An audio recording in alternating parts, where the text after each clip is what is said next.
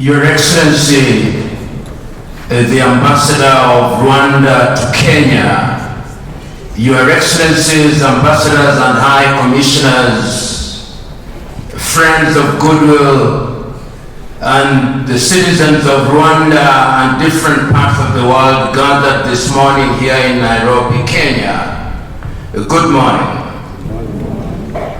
Before I make my remarks, if only to help us appreciate the enormity of this day, permit me to ask all of us to rise for 30 seconds and in a moment of reflection remember what happened 30 years ago. May you rise.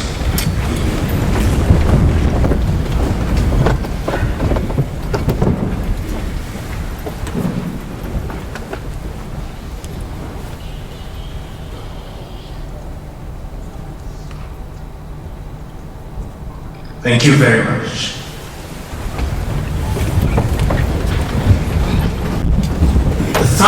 Years ago today, the world was silent for 100 days as brother rose against brother and sister rose against sister in Rwanda, in what has become known as the genocide against the Tutsis.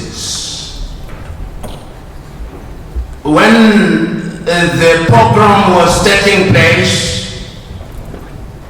Rwanda had neighbors. They said nothing, and they did nothing. The international community was alive and well. They said nothing and did nothing. There were embassies accredited to Rwanda. There were ambassadors present in Kigali. They said nothing and did nothing. They were eloquent in their silence for 100 days. And when the conscience of the world had been pricked after 100 days, when the count was done, it is never exact, but it is estimated that nearly 1 million people were dead. The world was never the same again. Those who were observing the situation wrote the obituary of Rwanda, and it was thought that Rwanda would never rise again. Today we gather here to commemorate those who lost their lives, those who are maimed, those who are mentally scarred. And we are reminding ourselves of man's capacity to visit humanity to fellow man. But we are also gathered here to remind ourselves of man's capacity to do good. It is a paradox that we are capable of such evil and also capable of good. So today, we remember the events of 30 years ago to remind us that we must be eternally vigilant, to remind us that conventions, that declarations, that treaties in and of themselves do not change man, because in 1994, when the pogrom was taking place against the Tutsi in Rwanda, the Genocide Convention was alive and well. The world had met in 1948 and said that we needed a convention to ensure that there was no genocide. But even in the presence of that convention, we still visited pain against fellow man. So when we gather here today, we are reminding ourselves that we as human beings must never forget that eternal vigilance is critical, that we may preserve dignity amongst men.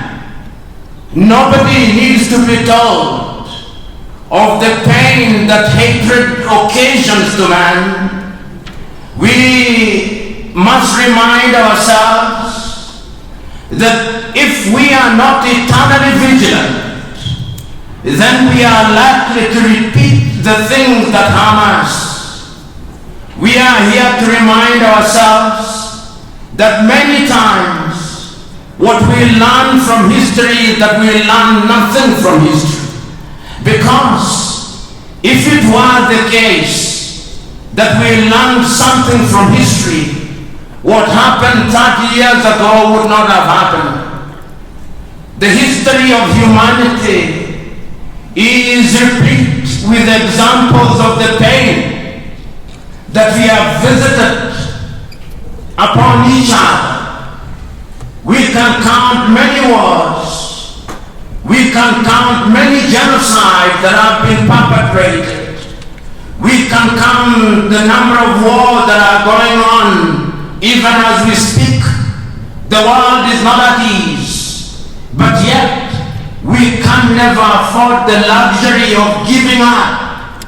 We can never afford the luxury of despair. We cannot afford the luxury of hiding our heads in the sun like the ostrich does. We cannot afford the luxury of using our energies to perpetrate evil. We cannot afford the luxury of talking justice while we occasion injustice. We cannot afford the luxury of reminding ourselves that we must always strive to do that which is good and right.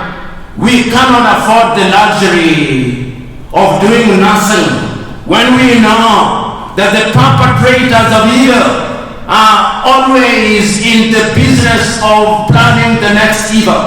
We cannot afford the luxury of being comfortable, because even as we sit here, there are those who are planning to visit evil. Even as we sit here, there are those whose conscience are seared and they do not care if they cause death or pain. So today we are gathered here to remind ourselves that we must never repeat what happened 30 years ago. We are sitting here to remind ourselves that it happened in Rwanda and it can happen anywhere.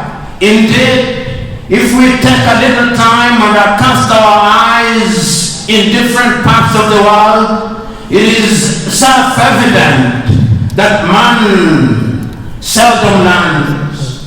Look at Europe, see what is happening. Look at the Middle East, see what is happening. Look at Sudan, see what is happening. Look at Central African Republic, see what is happening. Look at Cameroon, see what is happening. Look at Eastern Congo, see what is happening. Yet Rwanda teaches us a lesson that even when we have been placed in the muck and mire of confusion, we can, like the Phoenix before us, rise and begin to tell a different story. The story of never forgetting the pain that was visited upon us, but the story of forgiving those who visited pain upon us.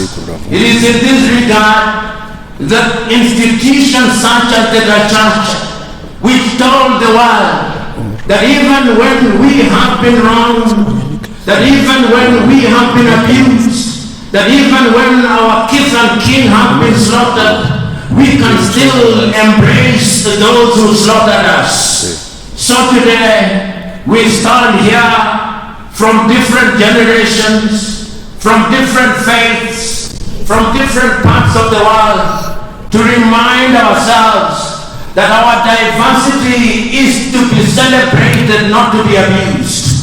To remind ourselves that we may be of different races, that we may be geographically from different parts of the world, but our humanity and our red blood unites us. So whether you are from Europe, from the Americas, from Africa, from the Caribbean, let us use the occasion of the Kwibuka on the 30th anniversary to remind ourselves that it behooves us as human beings to always do good, because it is good to do good. May God bless and guide us at all times. Be blessed.